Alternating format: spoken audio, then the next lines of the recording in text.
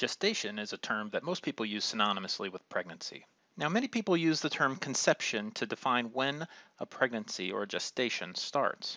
Now, conception is kind of a cloudy term, and there's not really a good definition for what it means.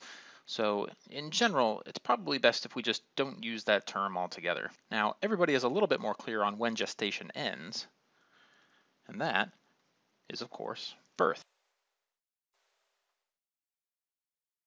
So we'd like to break this process down a little bit further. Is there an easy way that we can do that?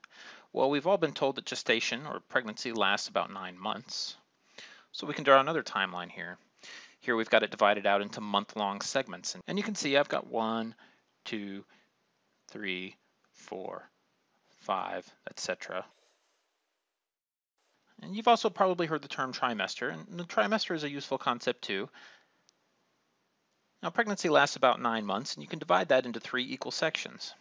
So here we have a division into the first trimester, and the second trimester, and the third trimester. You can see this potentially goes out beyond 9 months. First, second, and third. But we can divvy it up more than that. In fact, it's most useful to define it in terms of weeks. So here on the same scale, I've just given us week segments instead of monthly segments. I'll put marks at 10, 20, 30, 40 weeks. So you can see basically how these are laid out. We have the same time frame here. The pink arrow measures the entirety of pregnancy. The blue timeline is for months. The red timeline is trimesters. And the green timeline is for weeks. So going back to the fact that conception is not that great a term. We know that it happens somewhere here around the beginning of pregnancy, but to be a little bit more precise, it's probably best to define these time points.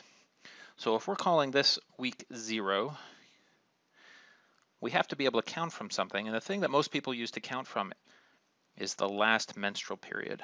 This is usually something that's relatively easy to pick out, and in medical terms, that's usually abbreviated to LMP.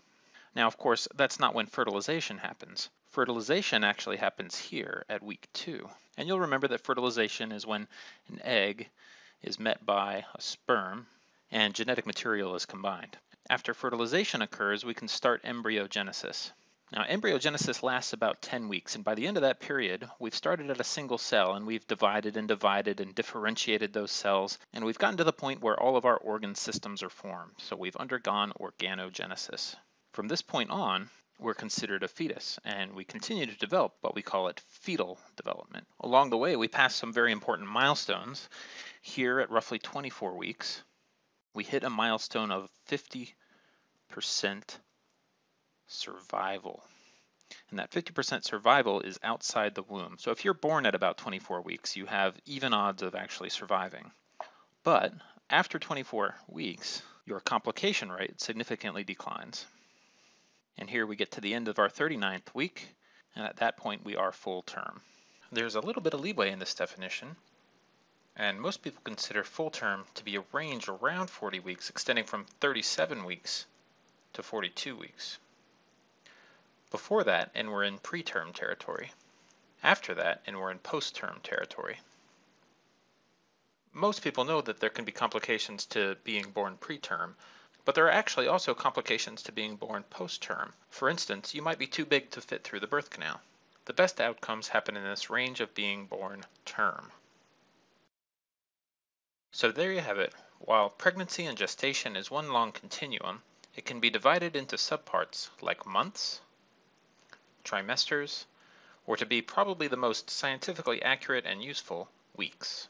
You start counting at the last menstrual period at week 0, fertilization happens at week 2, you go through embryogenesis, organogenesis, fetal development, along with a period of growth and further development before birth at the end of pregnancy.